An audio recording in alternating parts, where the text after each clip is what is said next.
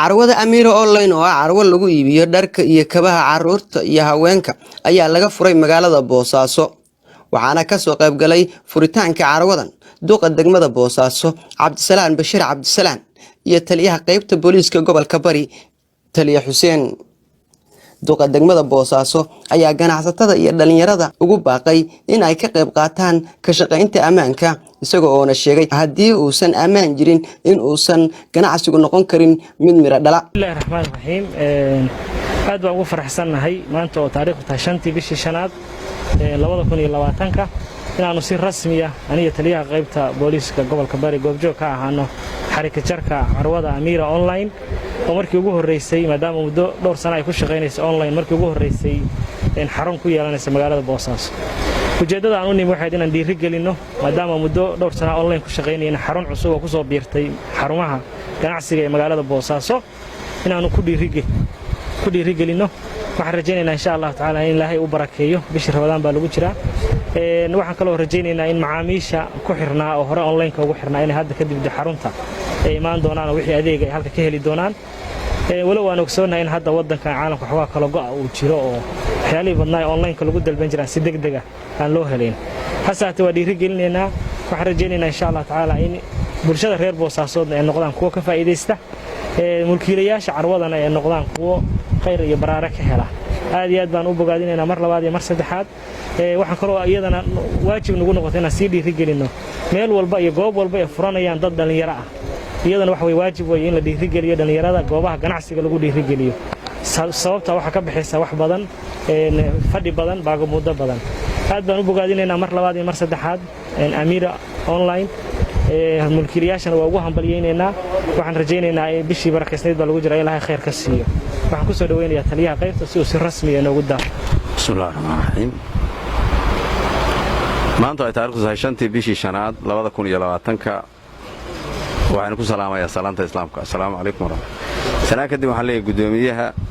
maamulaha Amira Online Najmo iyo teamkeeda iyo gudoomiyaha shaqaamayaasha iyo rag badan oo taagan waa uga mahadcelinayaa inay nagu sharfeen inaan u nimaano waqtiga annaga waqti badan ku jiray iyagana aanu soo aadno aad baan ugu mahadcelinayaa ganacsiga shaqooyinka aan hayno amni baa ugu horeeya 100% laakiin waxaan rabnaa inaanu ganacsatada dhiiri gelino oo ay shaqo fiican qabtaaneen oo wadanku haddaan ganacsi laga helin hadda ma soconayo waxaan leeyahay hadday Boosaaso ka fureen iyo meelo kaleba waxaan leeyahay si laba jibaara aad iyo aad baan ugu mahadcelinayaa inay meelo badan ka furaan waa ka duwan tahay in badan haddii la yiraahdo meel xariga laga jaro madaxda iyaga qaban jiray baarka laakiin gabdhaha ku soo dhaweynayna maanta aad iyo aad waxaan rabnaa inay dhiiri gelin u noqoto inay ballaariyaan waliba gabdhaha ay meelo badan furaaneen waxaan leeyahay aad baa u mahadsantihiin waqtiga adduunka oo kala xiran inaan maanta ganacsi fudhaan waa dhiiri gelin ka adag maalin kale ka adag weey waa laba adag nin kala doortay oo kala weey marka gabdhahaas waxaan leeyahay khayr Allah in siiyo Allah in barakeeyo waxa weeye dadkii online ka u qaadan jireen hadii online waa laga tagay live baa la haysaay soo lagayo imaadaan leeyahay Boosaaso population badan baa ku badan si dhow uga soo qayb qaata anaga laftigayagu hadii iid baa la galayayo mas'uuliyad baan saaran marka qayb baan ka noqon doonaa hadii Allah idmo aad baan idinku mahadcelinayaa waxaan leeyahay amnigana ka wada shaqeeyo Boosaaso waxaan kaga wada ganacsan karaa inaga amniga ka wada shaqeeyo inaa si dhow noola shaqeysaan wadada tan gudoomiyuhu waa ka tagay raallihayga ahaado talaaba u soo socota ahaan mayso inay jeemku xiraado inay meherada furaadaan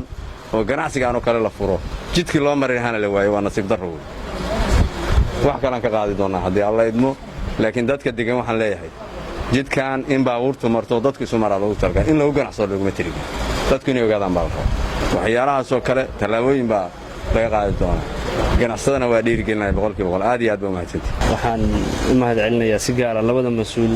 heer gobol iyo heer degmo runtii oo madaalaya runtii inay maanta halka soo qayb galaan arinta saddexaad runtii farxad iyo waxay noo tahay gooniya in maanta aan ka soo qayb galno furitaanka carwada Amira oo runtii hab online ah in muddo ah ku shaqeynaysa ee xaruntii ugu horeysay magaalada Boosaaso ka furato runtiina saygi sheegeen mas'uuliyiintu hadda waa meherad cusub ku soo korodhay hab dhaqaale iyo hab shaqo abuurba iyo hab xadaaradeed intaba iyo hab adeeg oo runtii wax badan oo magaalada Boosaaso igu horeysa hab online iyadoo si toos ah lagu booqan doono goobta xarunta ay Booso ka furato runtii iyadana waxa leenahay Allahu barakeeyo gabdhaha ku dhiiriday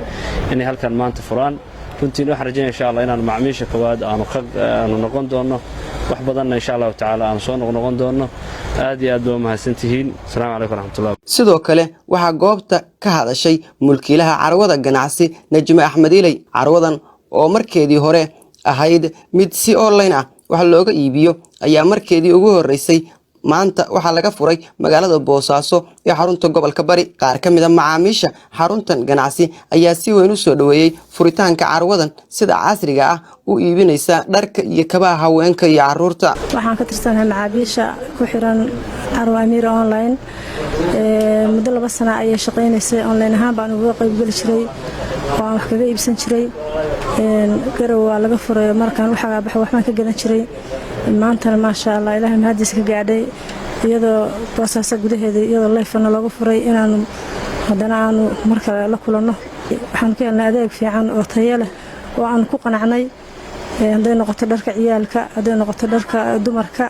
haday noqoto maxay heetay boorsooyinka ama faashiyonka ama wixii kale loo baahdo adeegyada guryaha wax walba waan ka gadanaa waan ku xiranahay insha Allah waan bogaadinaynaa maanta aad baan ugu hambalyeynaa meesha cusub oo macnaha makaanka cusub hadana laga furay aad baan u soo dhaweynaynaa waan ku faraxsanahay waxa weeyaan maxbiil fiican iyo shaqaale fiican jaban oo soo dhaweyn leh oo qiimo jaban leh oo aan aad macnaha uga helnay macnaha ganacsigooda iyo customerkooda aad u fiican yahay ayaa meesha kala kulanay waana ka adeeganaa alxamdulillaah rabbil caalamiin magacaygu waxa la dhahaa Sucaad Nuur ma sha Allah waxaan ka mid ahay macaamiisha ku xiran Carwo Amira online ahaan baa wax uga iibsan jiray ma sha Allah alxamdulillaah maanta waxaan ku faraxsanahay inaan ka soo qayb galay qaybteeda Boosaaso laga furay daafurkeedana aan joog ka ahaa marka waxaan rajaynayaa waxyaalaha online ka uga baranay iyo waxyaalo ka badan ba inay noo keeni doonto Najma ma sha Allah waan soo dhaweynaynaa waan dhiirigelinaynaa wax badan bismillaah rahmaanir rahiim magacaygu waa Xafsa Axmed Maxamed waxaan ahay madaxa saliska Carwo Amira online inta aad baan ugu faraxsanahay maanta inay Carwo Amira ahaato furitaankeedii bisha ay ku beegan tahay 5 bishii shanaad 2020 waxaan si rasmi ah uga furnay branchigii labaad xarunta ganacsiga Puntland ee Boosaaso waxaan leeyahay welcome to Obihan Carwo Amira online mulkiilaha xarunta ayaa noo sheegtay in ay jiraan badeecado kale oo ay u soo kordhin doonaan bulshada ku xiran ganacsigooda si kastaba ha ahaatee waxa waayadii dambe soo badanayay dhalinyarada fikradaha ganacsi ee cusub hal abuurayay gudaha Soomaaliya Maxamed Cabdullaahi Cali Hayman Sahal Cable TV magaalada Boosaaso